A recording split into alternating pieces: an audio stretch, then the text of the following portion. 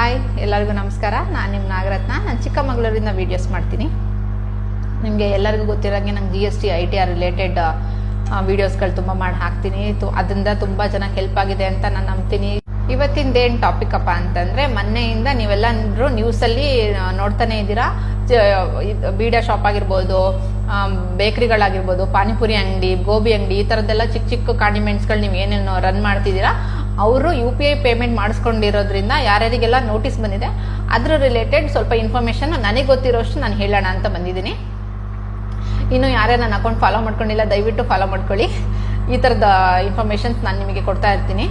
Actually ಏನಂತಂದರೆ, ನಿಮಗೆ rules ಒಂದು ಬಿಸ್ನೆಸ್ ಅಂತ ಮಾಡ್ತಾ ಇದ್ದೀರಾ ಅಂತಂದರೆ ನಿಮ್ಮ ಗೌರ್ಮೆಂಟಿಂದ ನಿಮ್ಗೆ ಏನೇನೆಲ್ಲ ರೂಲ್ಸು, ಇವಾಗ ಏನೋ ಒಂದು ನೀವು ಫುಡ್ ರಿಲೇಟೆಡ್ ವರ್ಕ್ ಮಾಡ್ತಿರೋದ್ರಿಂದ ಲೈಸೆನ್ಸು, ಫುಡ್ ಲೈಸೆನ್ಸು ಆ ಥರದ್ದೆಲ್ಲ ನೀವು ಮಾಡಿಸ್ಕೊಂಡಿರ್ತೀರ. ಆಬ್ವಿಯಸ್ಲಿ ನೀವು ಇನ್ಕಮ್ ಟ್ಯಾಕ್ಸ್ ಬಗ್ಗೆನೂ ಸ್ವಲ್ಪನಾದರೂ ತಿಳುವಳಿಕೆ ಇಟ್ಕೊಂಡಿರ್ಬೇಕು ನೀವು ಬಿಸ್ನೆಸ್ ಸ್ಟಾರ್ಟ್ ಮಾಡುವಾಗ್ಲೇ. ಆಯಿತು, ಈಗ UPI ಪೇಮೆಂಟ್ ನಾನು ತುಂಬ ಸತಿ ವೀಡಿಯೋಸಲ್ಲೆಲ್ಲ ಹೇಳಿದ್ದೀನಿ, ಬೇರೆಯವರಿಂದ ದುಡ್ಡು ಹಾಕಿಸ್ಕೋಬೇಡಿ, ಕ್ಯಾಶ್ ಕೊಡು 2,000 3,000 ಫೋನ್ಪೇ ಮಾಡ್ತೀನಿ ಅಂತ ಹೇಳಿದ ತಕ್ಷಣ ನೀವು ಕ್ಯಾಶ್ ಕೊಟ್ಟು ಫೋನ್ಪೇ ಮಾಡಿಸ್ಕೊಳ್ಳೋದು, ಇದೆಲ್ಲ ಅಕೌಂಟಬಿಲಿಟಿ ನೀವು ಮಾಡ್ತಾ ಇರೋದು.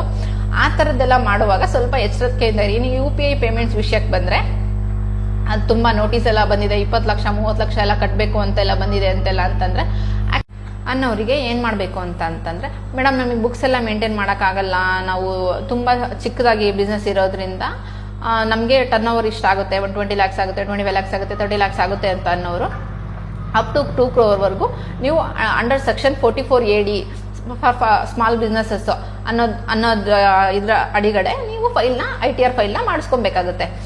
ಅದು ಮಾಡೋದ್ರಿಂದ ನೀವು ಬರೀ ನಿಮ್ಮ ಇನ್ಕಮ್, ನಿಮ್ಮ ಟರ್ನ್ ಓವರ್ ಎಷ್ಟಿದ್ರು ಅಪ್ ಟು 2 crore ನೀವು ಬರೀ 8% ಅಥವಾ 6% ನೀವು ಡಿಸ್ಕ್ಲೋಸ್ ಮಾಡೋದ್ರಿಂದ ಗೌರ್ಮೆಂಟಿಗೆ ನಿಮಗೆ ಹೆಚ್ಚಿನ ಟ್ಯಾಕ್ಸ್ ನಿಮಗೆ ಬರಲ್ಲ. ಸೊ ನೀವು ಅದರಿಂದ ಒಂದು ಬಚಾವಾಗ್ಬೋದು, ಒಂದು ಆಪ್ಷನ್. ಇನ್ನೊಂದು ಆಪ್ಷನ್, ಆಲ್ರೆಡಿ ನಂದು ಆಗೋಗಿದೆ ಮೇಡಮ್, ನಿಮ್ಗೆ ನೋಟಿಸ್ ಬಂದೋಗಿದೆ, ನಾನು ಏನು ಮಾಡಬೇಕು ಅಂತ ಅನ್ನೋರು, ನೋಟಿಸ್ ಬಂದ್ರೂ ಇವಾಗ್ಲೂ ನಮ್ಗೆ ಫೈಲಿಂಗ್ ಮಾಡೋ ಅವಕಾಶಗಳಿದ್ದಾವೆ. ಅದಕ್ಕಾಗಿ ನಿಮಗೆ ಫೈಲಿಂಗ್ ಮಾಡ್ಕೊಳ್ಬೇಕು ಅಂತಂದರೆ ದಯವಿಟ್ಟು ನನಗೆ ಪರ್ಸನಲ್ ಆಗಿ DM ಮಾಡಿ, ನಾನು ಇನ್ಸ್ಟ್ರಕ್ಷನ್ಸ್ನ ಕೊಡ್ತೀನಿ. ಮತ್ತೆ ಮೇಡಮ್ ನಂದು 40 ಲಕ್ಷ ದಾಟಿದೆ ಟರ್ನ್ ಓವರು, ಅದು ನಾನು ಏನು ಮಾಡಬೇಕು ಅಂತಂದರೆ, 40 ಲಕ್ಷ ದಾಟಿದವರಿಗೆ ಕಂಪಲ್ಸರಿ GST ಅಪ್ಲಿಕೇಬಲಿಟಿ ಇರುತ್ತೆ.